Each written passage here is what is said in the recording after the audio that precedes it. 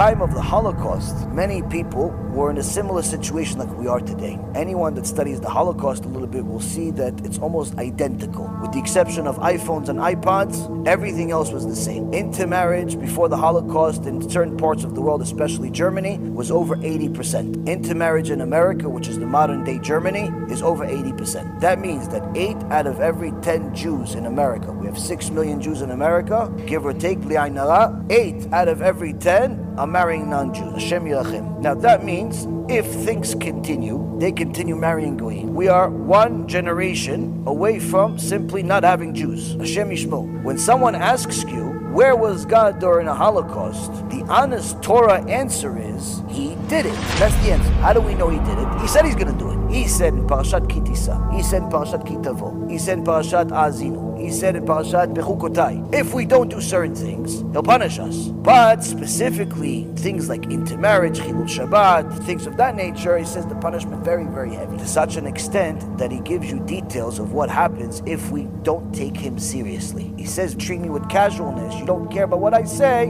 I'm going to treat you with casualness. When the Goyim start anti-Semitism for no reason, one day, a bunch of people decide to start killing Jews for no reason. This was a warning shot. Kadosh Baruch Hu is talking to us very carefully. He's trying to get our attention because He doesn't want to bring another Holocaust. But the Holocaust happened because we didn't take it seriously. So Kadosh Baruch Hu says, listen, if I let you continue acting like Goyim, continue violating Shabbat, continue the intermarriage, continue dishonesty, continue charging people interest that's absurd, like what's happening in the merchant cash advance business today, Hashem Yishmo. People are just completely robbing people blind, thinking it's permitted because it's Goyim. Oh no, I'm only charging him 50%, Rabbi, only 50%. I'm like, oh, so you're only taking half of his life, not the whole thing. No, but Rabbi, he's a goy. I said, it's worse if he's a goy. No, I thought, Rabbi, that you only you're allowed to charge goyim interest. I said, who told you? Doesn't it say it somewhere in a book? I said, you're relying, your whole olam haba is relying on something you never saw in a book. You have a whole business, every day you're lending people money because somebody told you you're allowed to do it. Now you know, if you're wrong, it doesn't matter if you keep Shabbat. It doesn't matter if you do everything else right. If you're wrong about this one thing, you have no olam haba, you're finished. You go up to Shammai and say, okay, yeah, you go to the hot place. Why? But I kept Shabbat. Yeah, we'll shut off the fire on Shabbat. If a person makes a mistake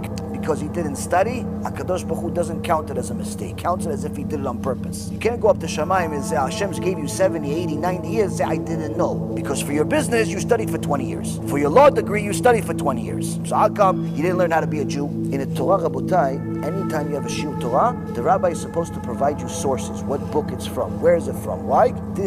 Shows us, this comes, what he just said, comes from Mount Sinai, not his opinion. Now when it comes to lending, a person needs to know that even lending money to Goyim with charging interest is not so pashut, it's not so simple, meaning you cannot just charge him whatever you want, and you cannot even charge him interest just because of that. And a lot of people don't know this, and they just assume they can do whatever they want, and they don't realize that it's actually what they're doing is a worse sin than lending to Jews with interest. If you cheat a Jew, that Jew is going to say, you're a bad guy, you're a bad girl, I don't like you. Why? You cheated me. Now if you cheat a non-Jew, what does the non-Jew say?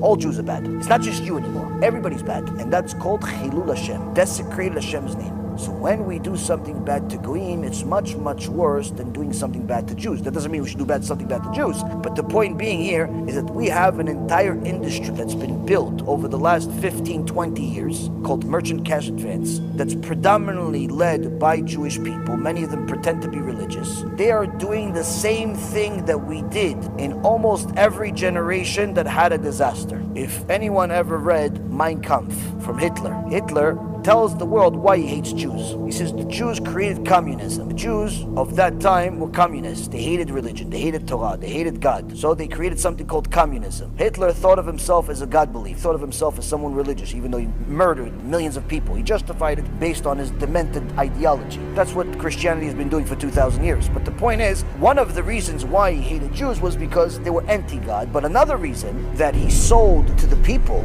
that he said, you hate Jews also, even if you don't care if they're religious. Because Jews are taking advantage of you. People said, how? Jews are the ones that are in control of all of the banks that are lending you with high interest. And everybody said yes. Meine Arbeit für richtig Geld. Ob du glaubst, dass ich fleißig gewesen bin, dass ich gearbeitet habe, dass ich mich in diesem Jahr für dich eingesetzt habe, dass ich anständig meine Zeit verwendet habe im Dienste meines Volkes.